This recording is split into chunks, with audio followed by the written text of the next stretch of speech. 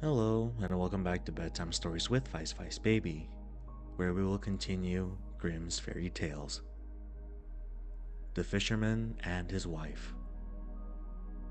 There was once a fisherman who lived with his wife in a pigsty close by the seaside. The fisherman used to go out all day long fishing, and one day, as he sat on the shore with his rod, looking at the sparkling waves and watching his line, all of a sudden, his float was dragged away deep into the water, and in drawing it up, he pulled out a great fish. But the fish said, "Pray let me live. I'm not a real fish. I'm an enchanted prince. Put me in the water again and let me go." "Oh no," said the man. "You need not make so many words about the matter. I will have nothing to do with the fish that can talk. So, swim away, sir, as soon as you please." Then he put him back into the water, and the fish darted straight down to the bottom and left a long streak of blood behind him on the wave.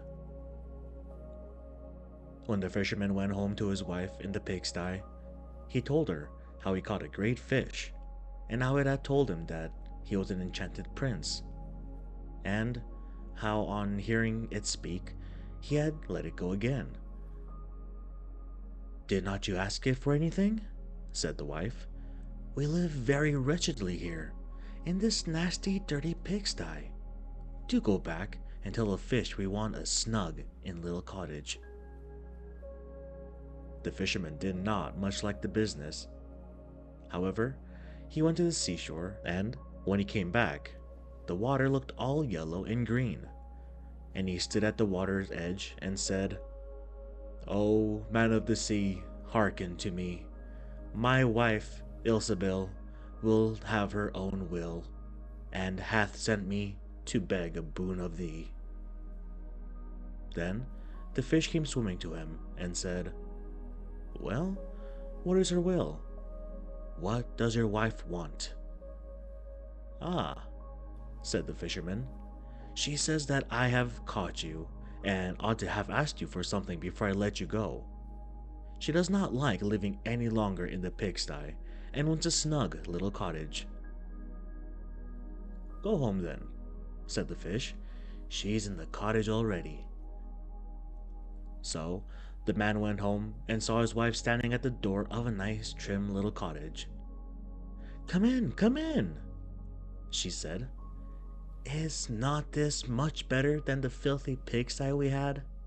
And there was a parlor, and a bedchamber, and a kitchen, and behind the cottage there was a little garden, planted with all sorts of flowers and fruits, and there was a courtyard behind, full of ducks and the chickens. "Ah," said the fisherman, "how happy we shall live now." "We will try to do so at least," said his wife. Everything went right for a week or two, and then Dame Ilsebil said, "Husband, there is not near room enough for us in this cottage. The courtyard and the garden are a great deal too small. I should like to have a large stone castle to live in. Go to the fish again, and tell him to give us a castle." "Wife," said the fisherman, "I don't like to go to him again, for perhaps he will be angry. We ought to be easy with this pretty cottage we live in."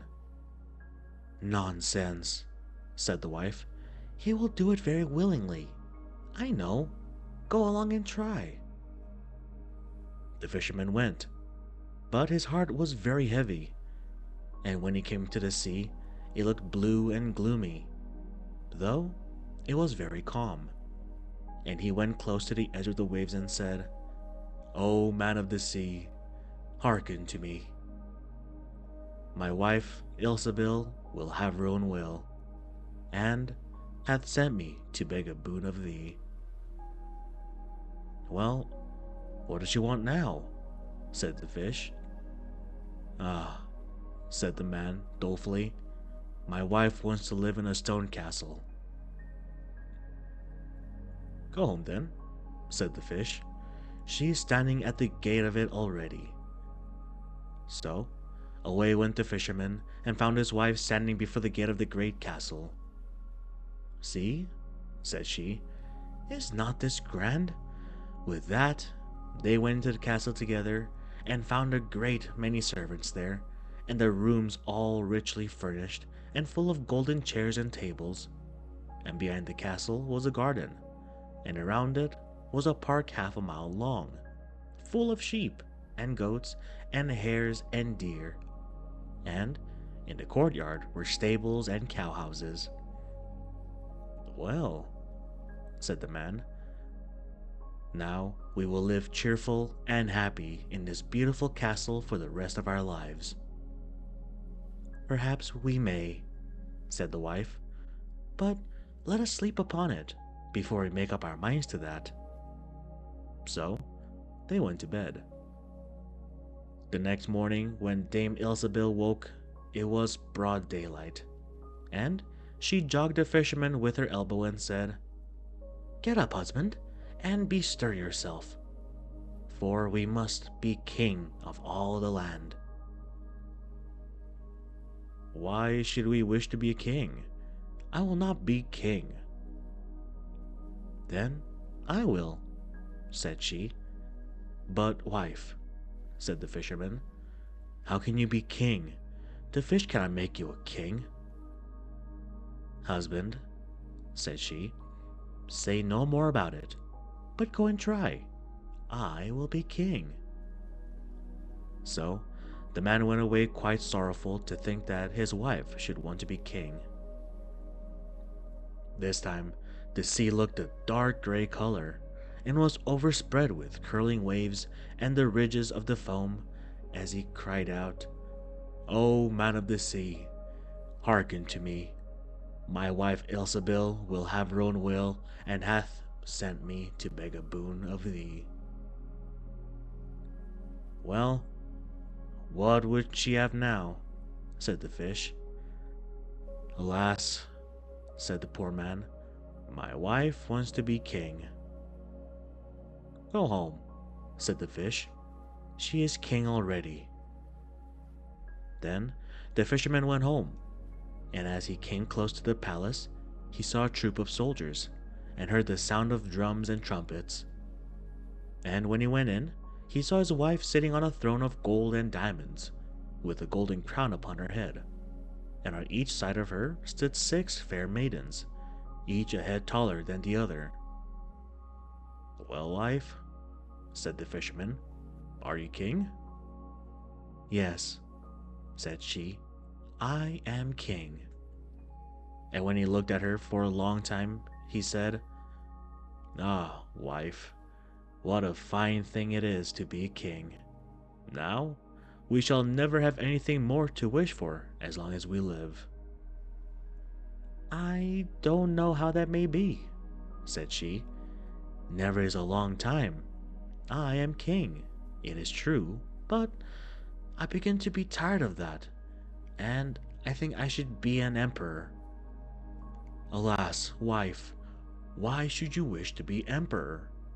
said the fisherman. "Husband," says she, "go to the fish. I say I will be emperor."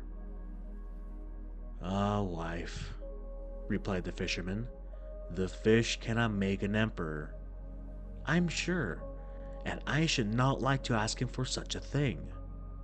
"I am king," said Ilsabil, "and you are my slave, so go at once."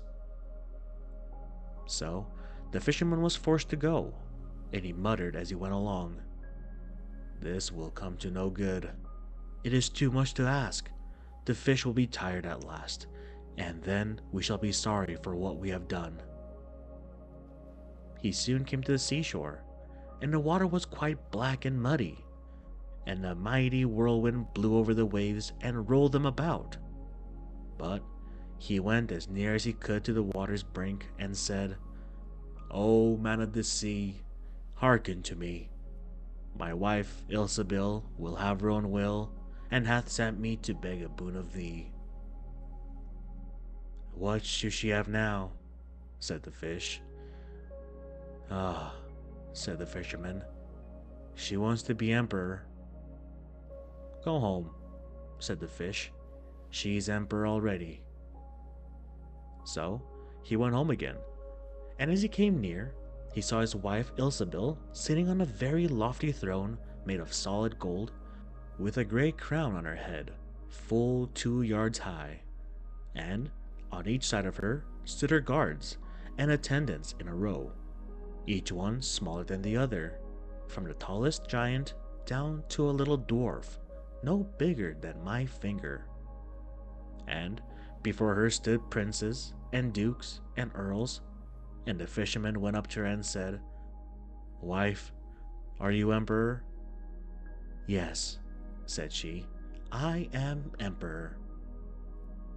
"Ah," said the man, as he gazed upon her, "what a fine thing it is to be emperor." "Husband," said she, "why should we stop at being emperor? I will be pope next." "Oh, wife, wife," said he, "how can you be pope? There is but one pope at a time in Christendom." "Husband," said she, "I will be pope this very day." "But," replied the husband, "the fish cannot make you pope." "What nonsense," said she. "If he can make an emperor, he can make a pope. Go and try him." So the fisherman went, but when he came to the shore, the wind was raging and the sea was tossed up and down in boiling waves, and the ships were in trouble and rolled fearfully upon the tops of the billows. In the middle of the heavens there was a little piece of blue sky, but towards the south all was red, as if a dreadful storm was rising. At this sight, the fisherman was dreadfully frightened, and he trembled so that his knees knocked together. But still, he went down near the shore and said, "O man of the sea, hearken to me. My wife Ilsebil will have her own will, and hath sent me to beg a boon of thee." "What does she want now?" said the fish. "Ah," said the fisherman, "my wife wants to be pope." "Go home," said the fish. "She's pope already." Then the fisherman went home, and found Ilsebil sitting on a throne that was 2 miles high, and she had 3 great crowns on her head, and around her stood all the pomp and power of the church. And on each side of her were 2 rows of burning lights of all sizes, the greatest as large as the highest and biggest tower in the world, and the least no larger than a small rushlight.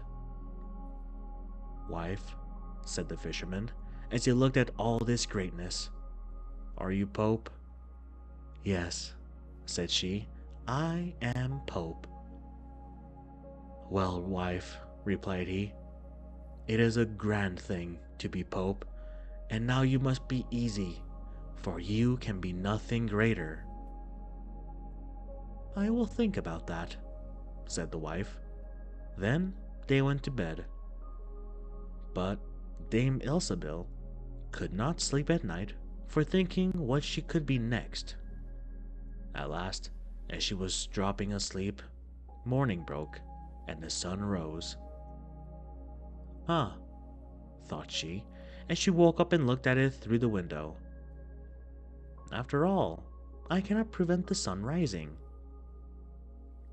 At this thought, she was very angry, and wakened her husband, and said, "Husband, go to the fish and tell him I must be lord of the sun and the moon."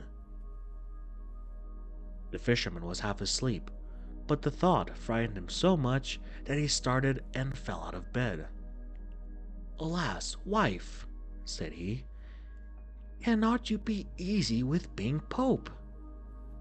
"No," said she, "I am very uneasy as long as the sun and moon rise without my leave. Go to the fish at once."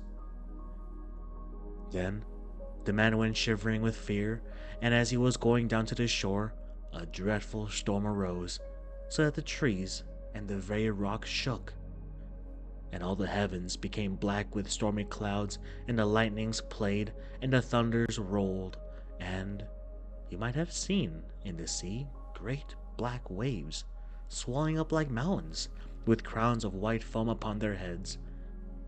And the fisherman crept towards the sea and cried out, as well as he could, "O man of the sea, hearken to me. My wife Ilsebil will have her own will, and hath sent me to beg a boon of thee." "What does she want now?" said the fish. "Ah," said he, "she wants to be lord of the sun and moon." "Go home," said the fish, "to your pigsty again." And there they live to this very day.